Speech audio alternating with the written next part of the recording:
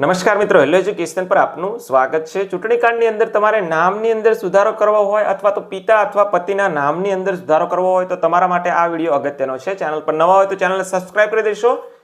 ફેસબુકની મદદથી જોઈ રહ્યા હોય તો ફોલો અવશ્ય કરી લેજો।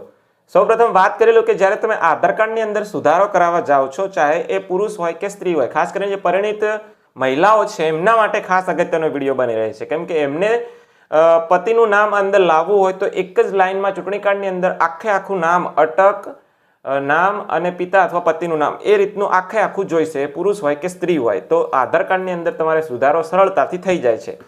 અને ચૂંટણી કાર્ડની અંદર આવી રીતે નામ લાવવું હોય તો કેવી રીતે લાવી શકાય છે એ વિડીયોમાં જોવાનું છે। આવો આપણે વિડીયોની શરૂઆત કરીએ। ચૂંટણી કાર્ડની અંદર તમારે નામના સુધારાની અંદર એક જ લાઈનમાં નામ લાવવું હોય તો સૌપ્રથમ ગૂગલ ક્રોમ કે કોઈ પણ બ્રાઉઝર ઓપન કરી સર્ચ બારની અંદર વોટર ECI આટલું લખીને સર્ચ કરવાનું છે। ઇલેક્શન કમિશન ઓફ ઇન્ડિયાની વેબસાઇટ આવી જાય, એના પર ક્લિક આપો। ત્યાર પછી અહીં સુધારા વધારા કરેક્શન માટે તમને ફોર્મ નંબર 8 દેખાય છે, તો એ ફોર્મ નંબર 8 પર ક્લિક આપવાનું છે। હવે આ રીતનું લોગિન માટેનું ઓપ્શન આવશે। આ વેબસાઇટ પર તમે પહેલી જ વખત આવ્યા હોય તો તમારે સાઇન અપ, રજિસ્ટર કરવું પડશે। મેં પહેલેથી સાઇન અપ રજિસ્ટરની પ્રોસેસ પૂર્ણ કરેલી છે, એટલે એમાં કંઈ હોતું નથી। નામને એવું નાખવાનું આવશે, મોબાઈલ નંબર, OTP વેરીફાઈ કરવાનો આવશે। મેં પહેલેથી રજિસ્ટ્રેશન સાઇન અપ કરી લીધું છે। હું અહીં મોબાઈલ નંબર નાખીશ, કેપ્ચા નાખીશ, રિક્વેસ્ટ OTP પર ક્લિક આપો। OTP દાખલ કરી વેરીફાઈ લોગિન પર ક્લિક આપો। હવે સફળતાપૂર્વક લોગિન કરી લીધું છે। અહીં તમારું પ્રોફાઇલ નામ આવી જશે, એટલે આપણને ખબર પડી જશે કે લોગિન કરી લીધું છે, નહીંતર સ્ક્રીન તો એવી ને એવી જ આવે છે।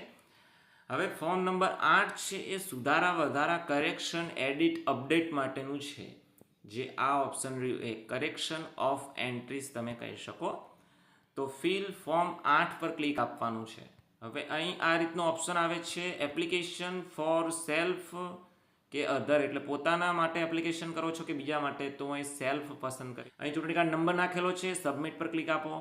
જે પ્રમાણે ચૂંટણી કાર્ડ નંબર નાખશો એ પ્રમાણે અહીં એની વિગત બતાવવામાં આવશે। ઓકે હોય, બરાબર હોય તો પછી અહીં ઓકે બટન પર ક્લિક આપો। હવે આપણે અહીં બીજા નંબરનો ઓપ્શન છે એ સિલેક્ટ કરવાનો છે, ઓકે બટન પર ક્લિક આપો। આ પ્રમાણે ફોર્મ નંબર 8 છે એ ઓપન થઈ ગયું છે। વિગતો પહેલેથી જ ભરેલી આવી છે, જેટલી એમની પાસે ઉપલબ્ધ હોય એ દરેક સ્ટેપે આપણે નેક્સ્ટ આપવાનું છે, એટલે પહેલાં નેક્સ્ટ આપી દઉં છું। આ ફોર્મ આટલા જે ડિટેલ્સ છે એમાં મારે કોઈ ચેન્જીસ નથી, તો નેક્સ્ટ આપ્યું એટલે આ વિગતો છે એ ઓપન થઈ ગઈ છે। હવે મારે નેમ ઓફ ધ એપ્લિકન્ટ અહીં લખેલું છે, એપિક નંબર પણ લખેલો છે। અહીં આધાર નંબર પણ હું ટીક કરી અને આધાર નંબર નાખીશ। ત્યાર પછી મોબાઈલ નંબર સેલ્ફ છે એના પર ટીક કરી મોબાઈલ નંબર નાખીશ। અહીં મેઇલ આઈડી છે એના પર ટીક કરી મેઇલ આઈડી નાખીશ। તમે જોઈ શકો છો એ પ્રમાણે મેં અહીં ટીક માર્ક કરી દીધું છે, અને પછી એ પ્રમાણે આધાર નંબર, મોબાઈલ નંબર અને મેઇલ આઈડી નાખી દીધો છે। હવે નેક્સ્ટ આપો। નેક્સ્ટ આપશો એટલે તમને અહીં પસંદ કરવાનું કહેશે કે તમારે શું સુધારવું છે। મારે ફક્ત નામ જ સુધારવું છે, તો હું નેમ પર ક્લિક આપીશ। મેં નામ પર ક્લિક આપ્યું એટલે એ પ્રમાણે અહીં ફર્સ્ટ નેમ લખવાનું આવી ગયું છે, અને નીચે તમારી જે લેંગ્વેજ હોય એ પ્રમાણે રિજિયોનલ લેંગ્વેજમાં આવી જશે। એ પ્રમાણે સરનેમ ઇંગ્લિશમાં લખવાની છે, એટલે ઉપર ઇંગ્લિશમાં લખવાનું છે, નીચે આપણે ગુજરાતીમાં આવી જશે। હવે તમે જોઈ શકો છો એ પ્રમાણે ફર્સ્ટ નેમની અંદર મેં મારું નામ અને મારા પપ્પાનું નામ લખ્યું છે।